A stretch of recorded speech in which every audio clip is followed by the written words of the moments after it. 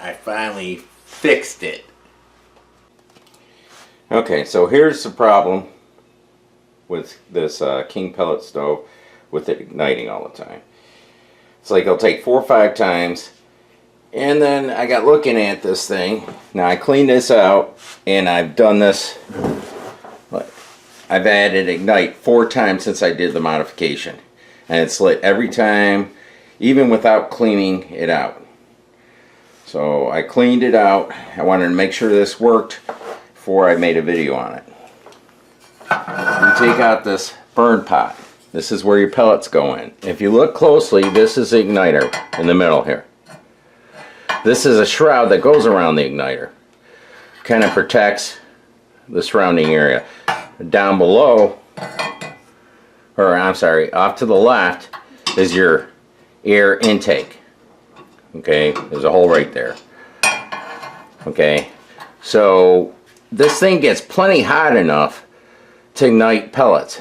So I'm trying to figure out what's going on. So I look at the burn pot and I look at the back of it, because I know it's getting hot enough. You know, that thing's got to be getting 1,000 degrees or somewhere around there. It's red hot. So I'm looking at this thing, and if you look at the back of this, can you see it? Hang on. If you look at the back of this, you can see it's heat soaked. You can see the heat on the back of this. One, you got to make sure that electrode, the igniter, is centered in there, which it is. But it heats like towards the top. Okay? So it's more or less heating the metal instead of the pellets to get the ignition. So what I did is, if you notice, if you have a King Pellet Stove, the hole's a lot smaller. This is you just get yourself a 3/8 drill bit, drill that out. Now this is what worked for me. I'm not recommending this to anybody, but I'm just telling you what works. And I burned it for about 3 days now, 2 days, and it's worked flawlessly. And I've had no ill effects. So,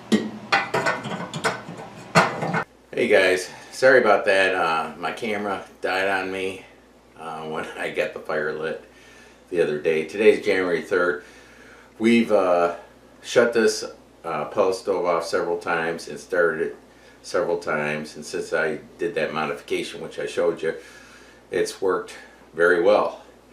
Like I was telling you before, the problem is that this tiny little hole, and that heating element can't put the heat to the pellets because the hole's too small.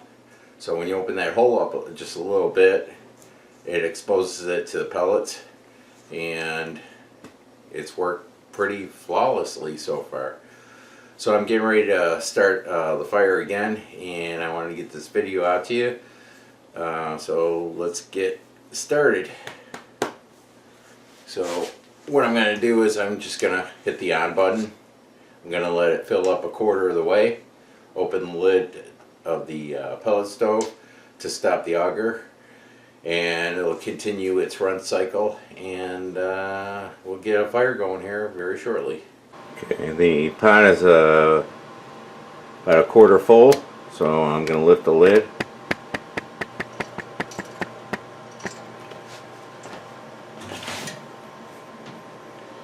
Now that's going to stop the auger from continually feeding.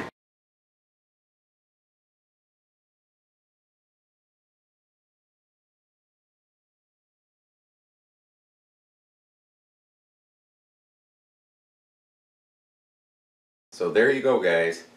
That simple little fix. This is working for me. I'm able to shut it off when it starts to get a little too warm in here, and then turn it on without having to worry about the ignition.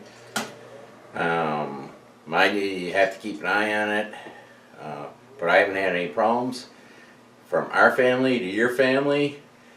Hope this works out for you, and like, subscribe, and I'll see you next time.